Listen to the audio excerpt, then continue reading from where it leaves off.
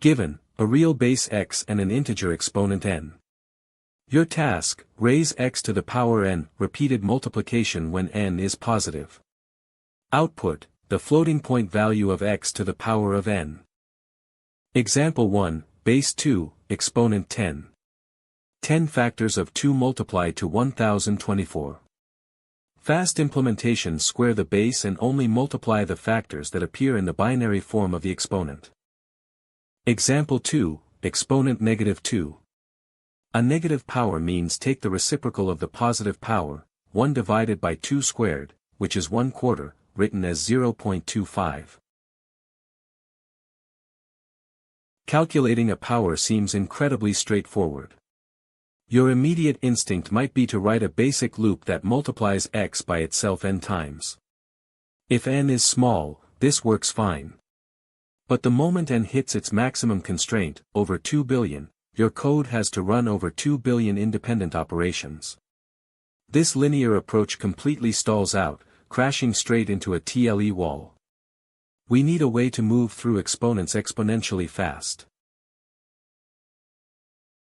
Here is our massive paradigm shift: we can completely alter the expression without changing its value.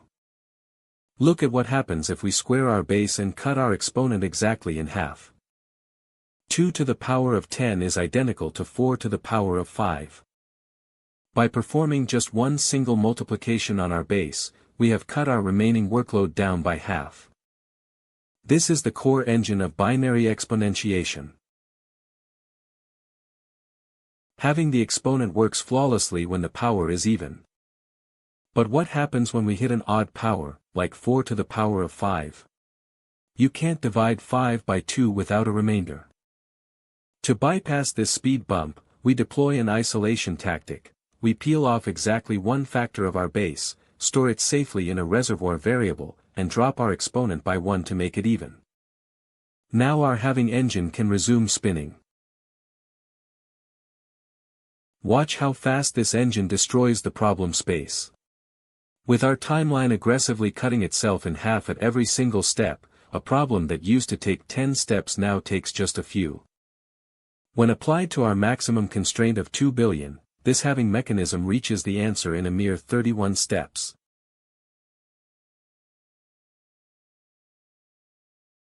Before we write the code, we must disarm a notorious trap: negative exponents. Mathematically, 2 to the -3 is just 1 divided by 2 cubed. Your instinct will be to flip the sign of n and set the base to 1 over x. But beware. If n is at the absolute minimum boundary of a 32-bit integer, multiplying it by -1 causes an integer overflow. It physically cannot fit into a standard integer. To protect ourselves, we cast our exponent to a wide 64-bit layout first, flip its sign safely, invert our base, and execute our algorithm with zero risk of overflow. Let's watch this engine process our sample input, 2 to the power of 10.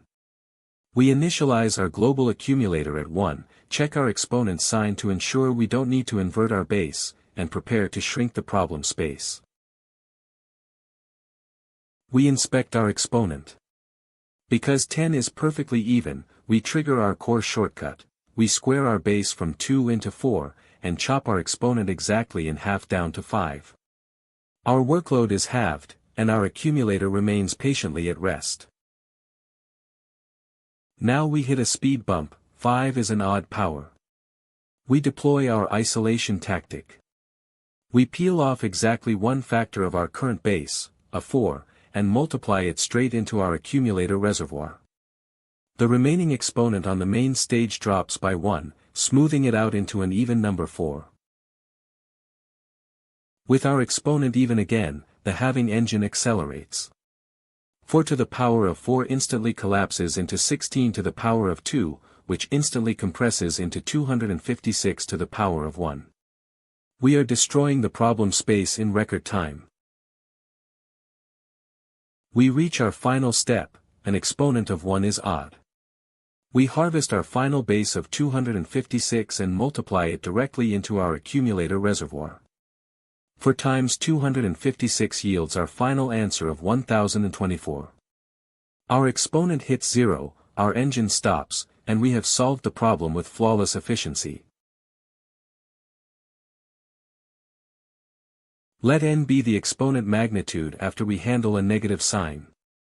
Time is O of log n, each loop iteration halves n, so we touch one bit of the exponent per step. Space is O of 1, we only keep a few scalar variables for the answer, the running base, and n.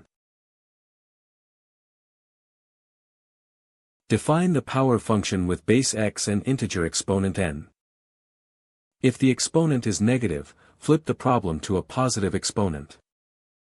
Invert the base by replacing x with 1 over x. Replace n with its absolute value. Start the accumulator answer at 1.